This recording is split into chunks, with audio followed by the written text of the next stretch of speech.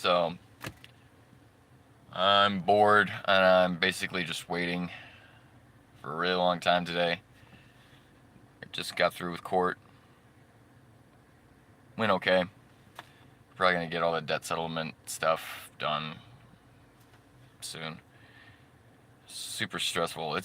I think it's ridiculous that we have debt collector agencies that have, like, if it makes sense to me if, like, let's say the lawyers are being sent to me from the bank or whatever, and then I could, negotiate with the actual bank that still has, had my account or whatever. But it's weird that they take insurance money from bad debt, get paid back for more than my account's worth, and then they sell off my account to a debt collector so that way they can use parasitic lawyers against me. And not me specifically, but like just people in general that can't pay back debts, and it seems to only happen really to people that can't afford lawyers. So basically, this is like a poor person problem, which I'm technically part of, which sucks. I mean, yeah, that's just most people, I guess. What is it? I think I think it's like 10-20% of people in America are like at the poverty line. So, man, it's just ridiculous. But regardless, I've been having a pretty good day. Other than that, it snowed a crap ton around here, as you can see. But I've been just really trying to, I don't know, get past all this bad luck. It feels like I've just been, every single time I try to do something, something happens, something screwed me over, my car's dying, I'm being sued, just so many things. But at least music's going well, Like, I've been having a lot of fun writing poetry and making these songs and making these shorts for everybody. I know it's not for everyone though, because like I've seen some of the comments. I know some people have a strong dislike of my music when they encounter it sometimes. And I understand that. My music isn't necessarily the greatest music or really even good. It's just kind of mid-tier. I don't know. But at least I feel like I'm getting better at it. How's it going, Aunt Arundel? I can't figure out how to pronounce your name. Just been talking about music and stuff. Just kind of life. I'm just bored, just hanging out. Trying to kill some time, make things go by faster. While I'm stuck sitting here for hours. But what have you been up to? Lately, all I've been doing is, today I had court, got that taken care of. Now, debt people are just gonna have to wait to steal my money from me, I guess.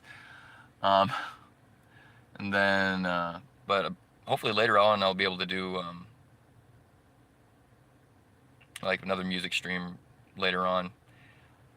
Because, I think that's what I'd rather do with most of my time than anything else, which really sucks, because there's no money in music or poetry or art unless you're kind of, I guess, more of a, I don't want to say sellout, because, we all need to make, a living. What's up? The DJ is pronounced fast. So, Angel? Arangel? Okay. Heck yeah. That's dope.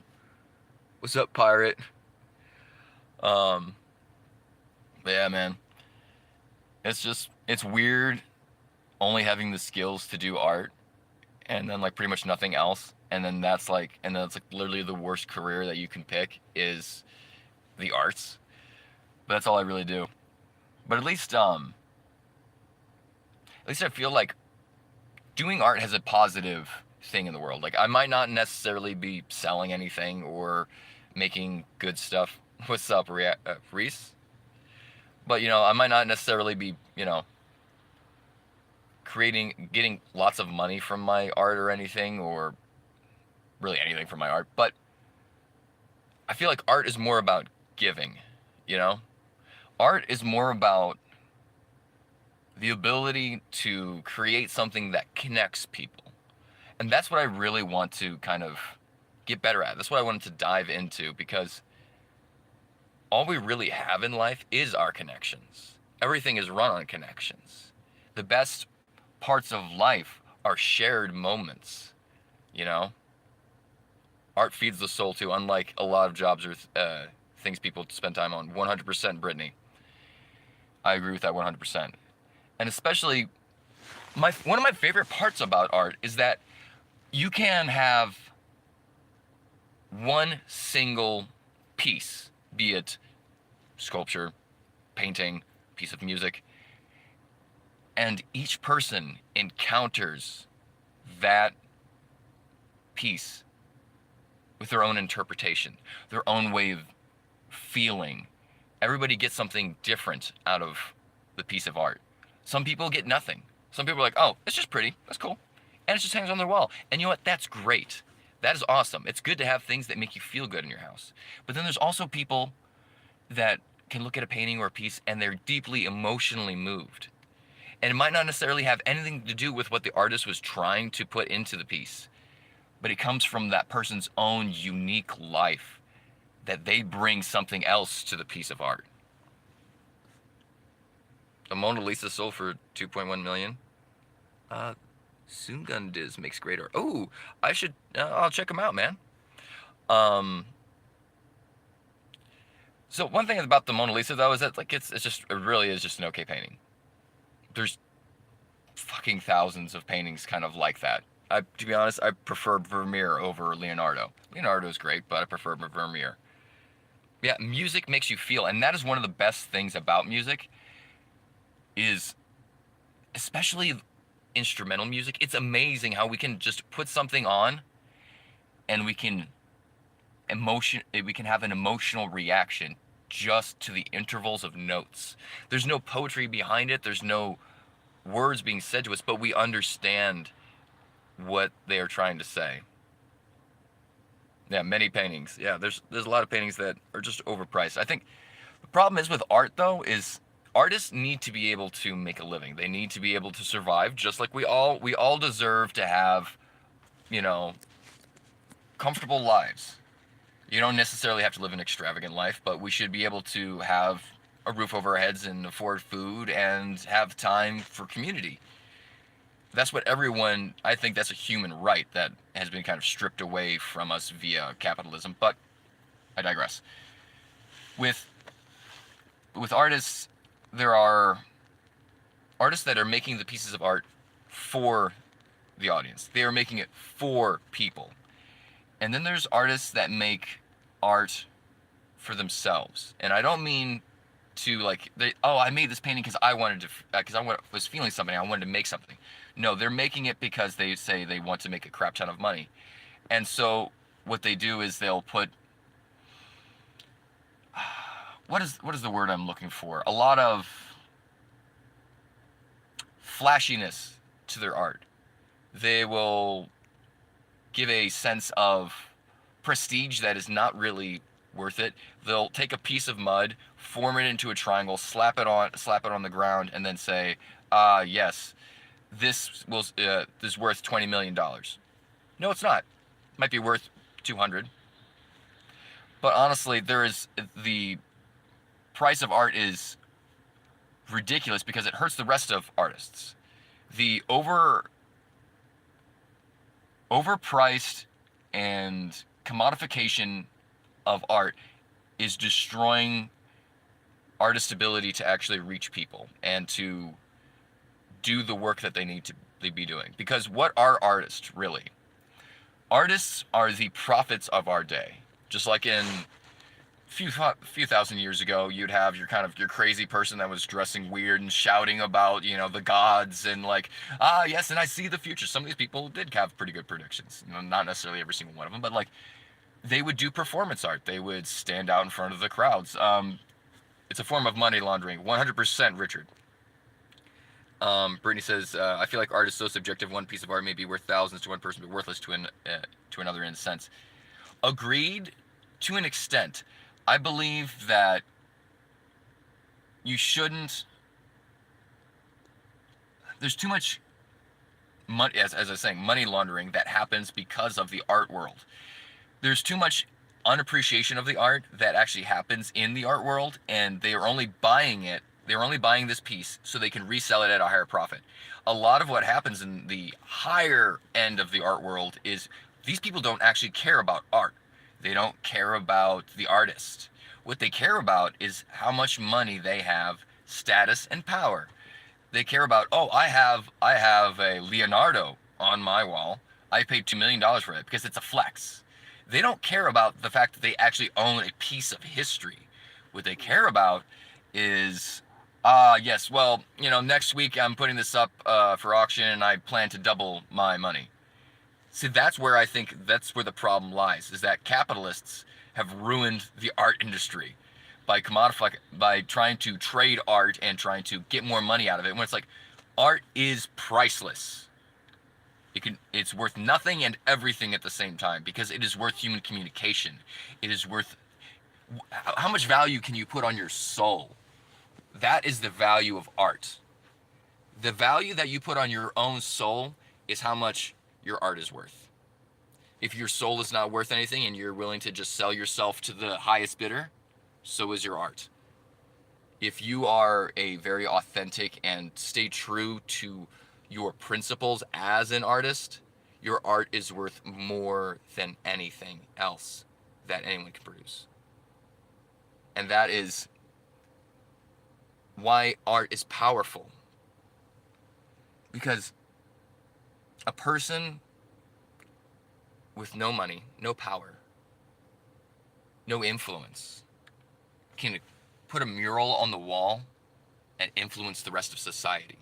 Someone like Banksy can just go up randomly and create art that has deep meaning, that changes how people view what's happening in our world. And he's not charging people for it. It's there for everyone to see. I don't know really much about Banksy. I don't think pretty much anyone does, but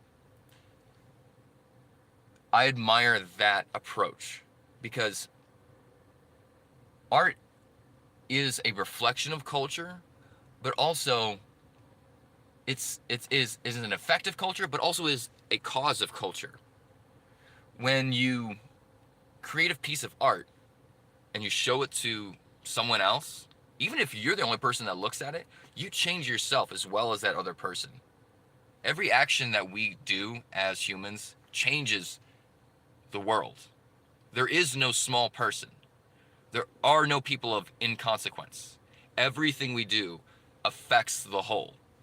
So when you create a piece of art, you are affecting the culture around you. You are representing how you feel at this moment. And eventually, maybe your art will be thrown away, but eventually maybe your art will be rediscovered by someone in a few hundred years, and they will have a deeper understanding of you and your time and the place that you live in because of what you created. That's why art is extremely important. It is not only a way for us to communicate with each other. We are creating artifacts for people to discover later on. We are creating history.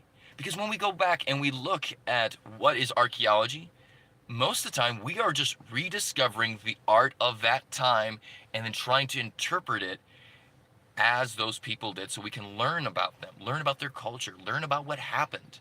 And all of that comes through art. The art of painting, the art of carving, the art of sculpture, the art of poetry, the art of history.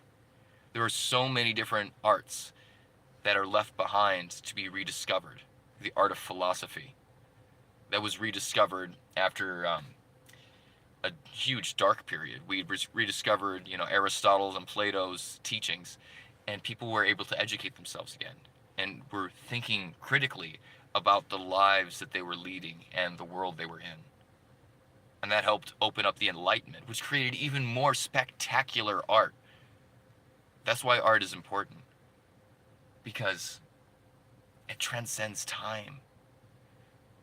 It transcends meaning as well, because we give ourselves some sort of meaning. We think, I'm doing this because, I'm doing this for this, I'm doing this to get this done. That's only one part. We are only looking at one part of the equation. And eventually, what we have done will be, yeah, why not, man? Eventually, what we have done will be reinterpreted by people of the future, and they will judge us based on the art that we leave, the writings, the paintings, the pictures, the movies, the films. Everything that we do affects our future. And that is a very, very powerful thing, because you don't have to be someone that went to college for years. You don't have to go to school for any of this. You can start creating and affect the world now. Actually, they do. So the food guy, I'm pretty sure that you have a very limited view. Nobody in the future, because the food guy 776 says the future, nobody cares about our TikToks and fucked up version of art. They actually will, because there's probably some people back in ancient times that were also naysayers like you that made the same arguments. No one cares about your carvings on that wall. Who cares? Why did you even write that poem? Homer, you need to shut up. You need to stop talking about this Troy place. But you know what? Because of that story that carried on, we discovered a huge piece of history. I am wild, dude. I am very wild. You have no idea. But regardless, the fucked up TikToks, the weird art that people make now, that is going to show people the future what now was like. The way that we thought about how we interacted with the world, how we presented ourselves to each other. Live streams like what I'm doing now. Oh, thank you. I like to have a nice diabolical haircut as a person of the other side of God's line anyways. But what we do now, these live streams, this is an historic moment. Every single second of life is an historic moment. Yeah, I cut my own hair. That's why it looks bad, man. But what we do might not seem like much. You might think that, oh, I gave that person, a smile, and it doesn't mean anything. You could have affected someone's day that was feeling like crap, who they were at their wits' end, and they didn't want to continue on. But you know what? You gave them a little bit of encouragement by just being a kind face. Sometimes people just need a kind smile towards them, and some understanding, some empathy.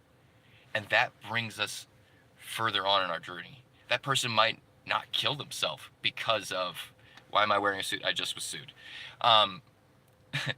But that person might go on to live a better life.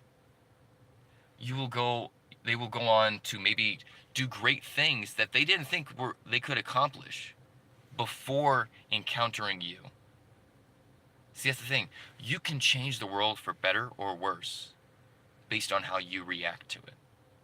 And I know that you won't necessarily accept this wisdom right now, but one day you will realize that everything that you do is like the butterfly effect. What is the purpose in the end? Why does there have to be purpose? Purpose means that there's a goal. My goal is to be alive now. My goal is to affect everything now. My goal is to create a better world now. And how can I do that? By talking to people, by being empathetic, by being less of an asshole. I'm trying that myself. It's not working out too great most of the time, but I'm doing my best. That's how we can make this world a better place. And the food guy says, you won't find kind on the internet. Kind is right here, bro. I'm right here. There are tons of us. There are more people that are kind than there are people that are mean. I think you'll find that. It just depends on how do you view people. People will encounter you as you encounter them. If you view people with a shitty attitude, everyone will view you as a shitty person. When you encounter people and you smile and you try to ask them about their day, you try to understand how they're doing, how they're feeling, you encourage them in what they're doing, they will change their attitude towards you. And they will also do the same to you. We are mirrors of each other in constant feedback. We are infinity mirrors casting down images of either love or hate that get passed on from person to person. But see, the thing is, that just means you're just a chain in the reaction, Mr. Food Guy. You treat people the way that you are treated. Instead, treat people the way that you wish you were treated, and you will find that they will treat you better. Oh, not everyone. The ones projecting. Good point. There are a lot of people that do projection. There are a lot of people that do projection, and that's because a lot of us are we're unhealed souls, man. We have a lot of things that happen as children that hurt us that we don't ever recover from. We don't think about it, but they affect us in deep ways that change our behavior and our habits for the rest of our lives. And a lot of times, we're just trying to survive. We're just trying to do things. We're just trying to get by. Most of us don't have that much money. And what money we do have is, being eaten up by just survival. So most of us are just kind of always stressed out, not taking the time to truly take care of ourselves and dive deep within. And so when something happens to us, someone say I'm already having a bad day and someone is a dick to me. Well, that makes my day even worse. And so that kind of, I become even more like, argh. And so the next time I encounter someone, I'm like, oh, why did you do that? Why are you so slow? I project the emotions that were put onto me from someone else, I then put onto someone else and make their day worse. But I can also say, I'm already having a bad day. Someone's a dick to me. I'm feeling bad, but then I think about it and I start to really kind of ruminate on it. Why am I having a bad day? Is it because of that person who's also having a bad day? I don't think so. I'm having my own reasons that, something's affecting me. And yeah, it's good to acknowledge your own emotions, that you're having emotions. But that doesn't mean that you have to place your emotions on others, because everyone else is also having some kind of day. So we need to be understanding and then be the break in the chain. That instead of when someone comes up to us and is dickish and we want to react immediately, and believe me, I feel that too. I just want to, be sarcastic and throw it right back in their face. It doesn't change the world. When someone acts mean to you, but you can turn the other cheek, you can let them know, hey man, it's okay. You don't have to. You don't have to hurt. I understand that you're hurting right now, but I'm not going to react badly to you. I am not going to hurt you anymore. I am not going to try to make your day any worse. And that person might not necessarily, they'll still probably be a dick to you. They'll still probably be an asshole. There's a lot of people that just have really hard time just being alive. But the next time that they encounter someone, they might be a little bit more kind because you were kind to them. And that'll spread more. And that's how you can change the world. The art of being a good person. The art of transmuting your emotions into something positive for the world. The art of introspection will help you. And so I gotta go back and I'm gonna try to reread what the chat says. Then you find people walk all over you when you have many more, buddy. You're just gonna be a doormat. So I can also understand that perspective. That is a very, very good point to bring up, Food Guy. You do not want to be walked over, or trodden on by people that are having a bad day. But at the same time, realize that they are also a doormat to their own emotions. So give them a little grace. That doesn't mean you have to do everything they say. You don't have to react how they want you to react. You don't have to react in anger. You can be calm. You can be cool. You can be kind. But you can also be firm. You can say no. Being kind isn't saying yes to everything. Being kind is the way you say your words, the way you act, not what you say or how you say it. Wait, not what you say. It's about how you say it. Unless they're stupid, ignore them. Yeah, some people just don't understand. And you can't make someone understand. You can bring a horse to water, but you can't make it think.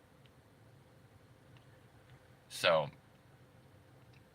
it's best if you encounter people that you can tell are not going to process the information, and they're just going to keep on reacting and constantly going over and over and over on the same hateful thing.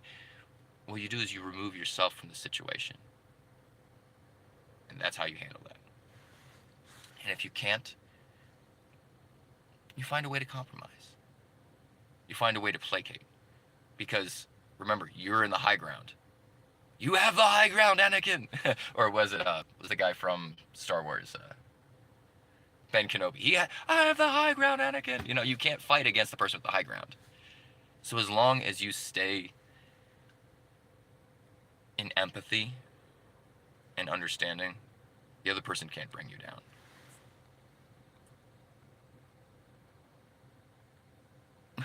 What's up, 778?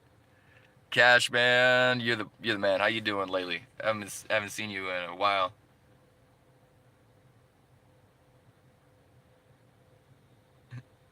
I love that you're Canadian. You learned how to get along with the sorry card. Yeah. Oops, sorry. Yeah, it's also another thing in the Midwest where I'm was raised. There's a lot of what we call Midwest nice, which is basically being very nice, but also a little passive aggressive. 100%. So Tony, Matt C says, I'm working through impulsive patterns related to my ADHD, learning to pause, regulate, and respond more intentionally instead of reacting. Same here. So as far as I can tell from all the online tests that I've taken, I have high functioning, high masking autism. My brother has been diagnosed with autism and schizophrenia, and like my dad definitely has autism.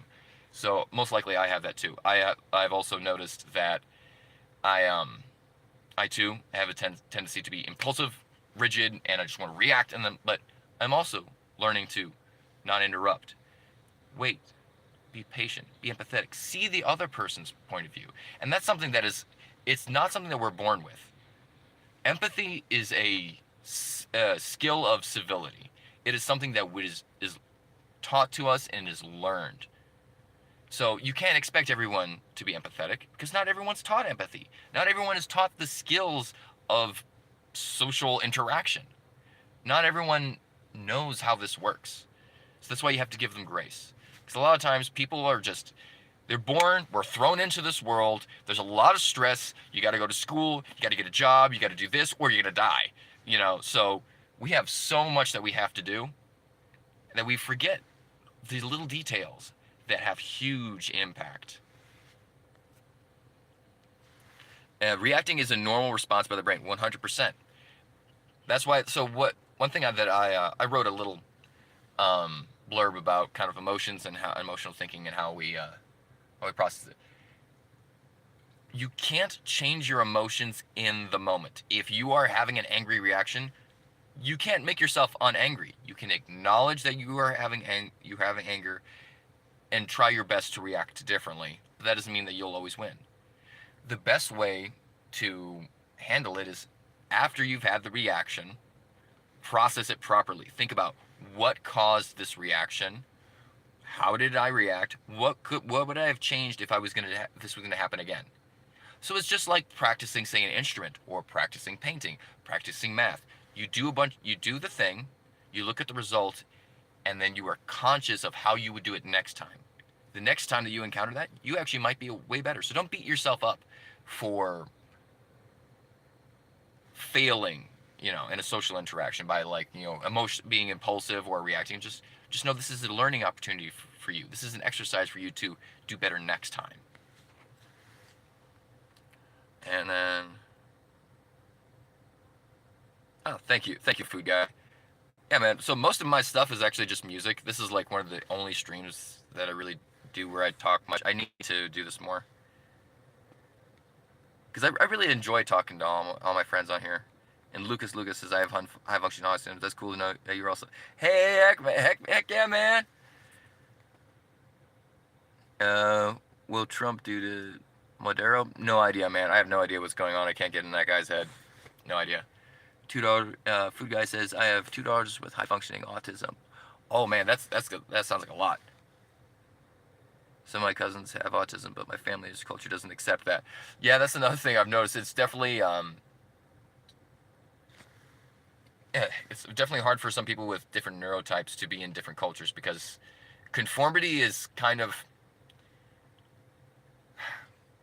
that's just part of how social structures work. A lot of times, especially with authoritarian hierarchies, they expect everyone to conform to an ideal when in reality ideals do not exist. They are generalizations of recognized patterns.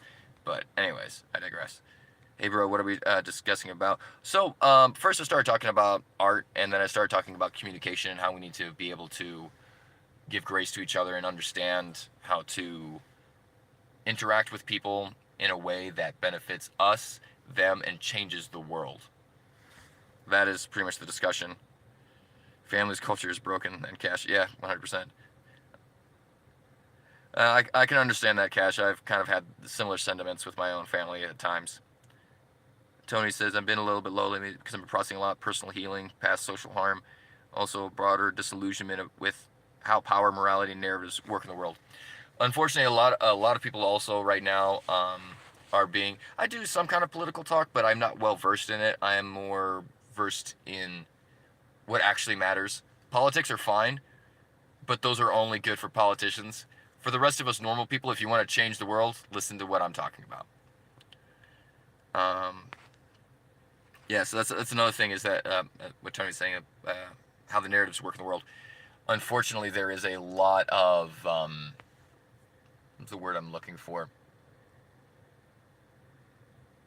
Deception that happens in media, because they are owned. These media outlets are mostly owned by the corporations that are also doing the deceiving. People, and Lucas says people are the true power, 100%. People are the power. We're the voters. We're the people. We are the economy.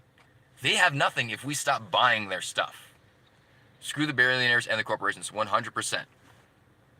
You know, I am very much a buy local, buy from employee-owned companies if you can. Buy from people that you know. Buy local. Don't buy off Amazon. Screw Walmart. Any big box stores. If you can. If you can't, I understand. But at most, do what you can to avoid these mega corporations that are destroying our towns and our cities by lowering their prices so low that other people can't compete, and then as soon as those other businesses are out, they raise the prices again and then make us even poorer than we already are and keep us, you know, as their debt slaves. Feel like it's a hot take. Why do we hate the billionaires? Cash asks. So, I try my best to not hate people. It's very hard. But the reason why people dislike billionaires so much is because there is no ethical way to become a billionaire. In order for me to make $1 billion, I'd have to, I think it was like, I'd have to make $2,000 an hour for like 1,000 years. I think, for me to ever make $1 billion. The only way someone can get that much money and that much wealth is by exploiting their workers, by underpaying them, overworking them, and screwing over customers. That is how billionaires are made. That and old money, which even then, why do you get to hoard all of this wealth and not put it back into the economy? The last option, socialism. Possibly, but even then, the problem is not socialism. The problem is not capitalism. The problem is not democracy. It's not authoritarianism. Is, but I gotta get going. Coming. So.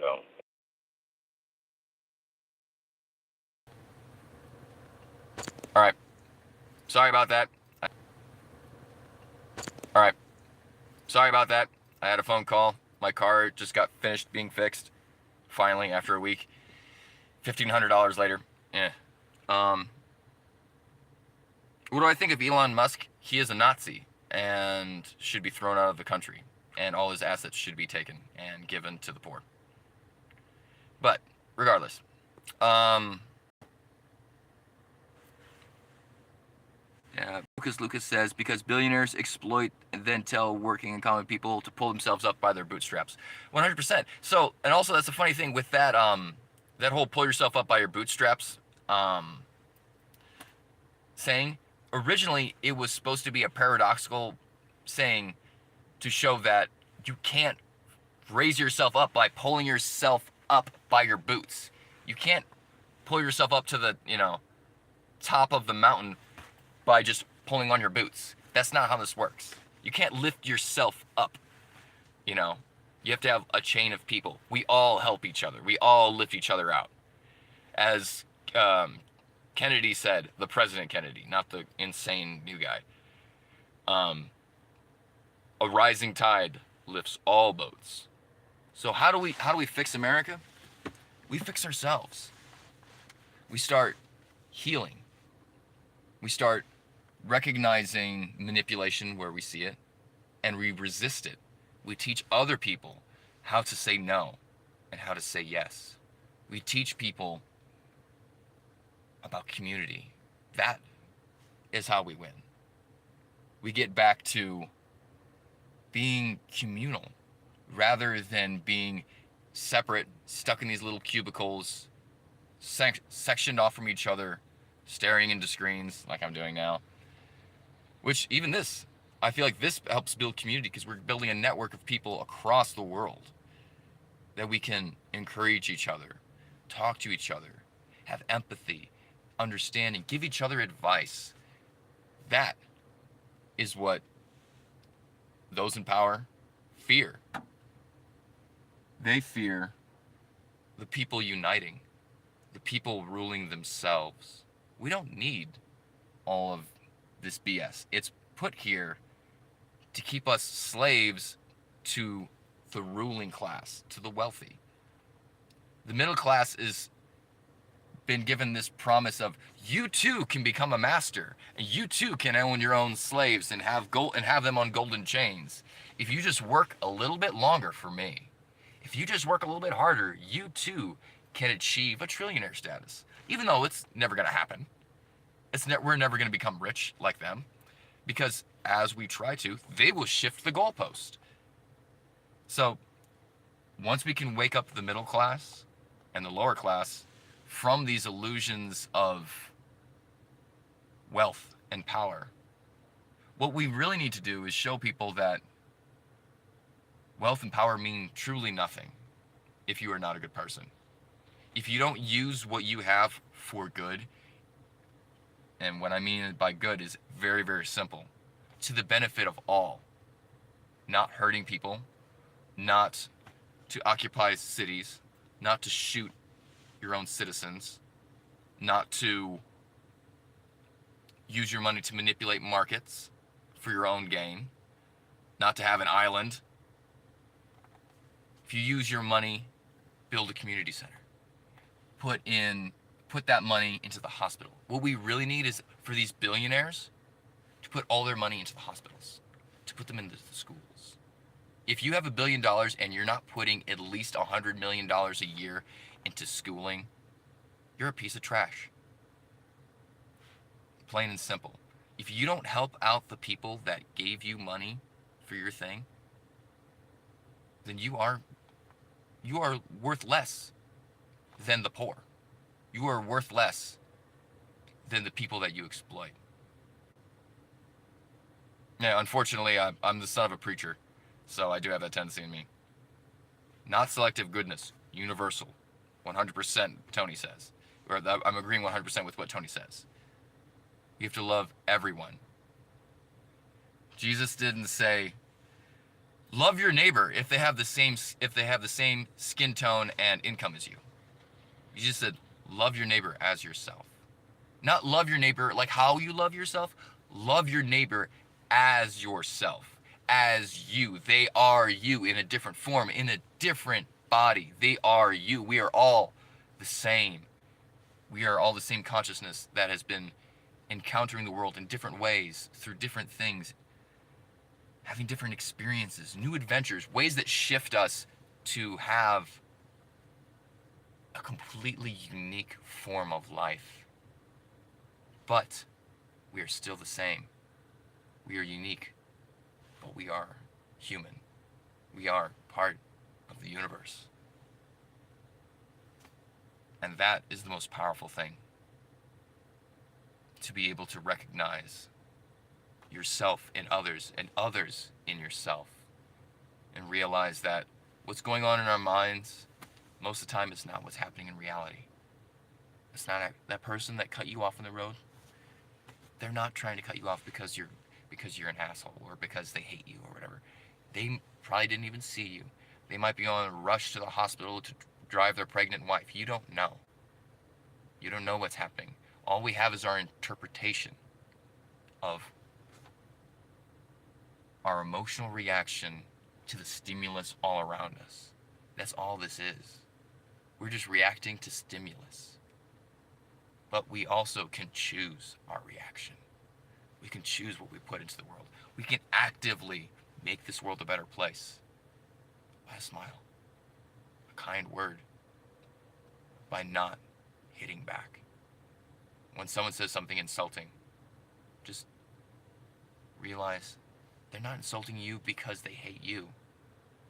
They're insulting you because they hate themselves. And they don't know it. And Lucas says, Jesus literally went against the status quo and the elite class. 100%. 100%. Jesus' whole mission was to wake people up to the fact that love is the answer. Not work, not gaining wisdom, not gaining power. It's about loving each other. And what is love? Love is not just an emotion. It is way more than that.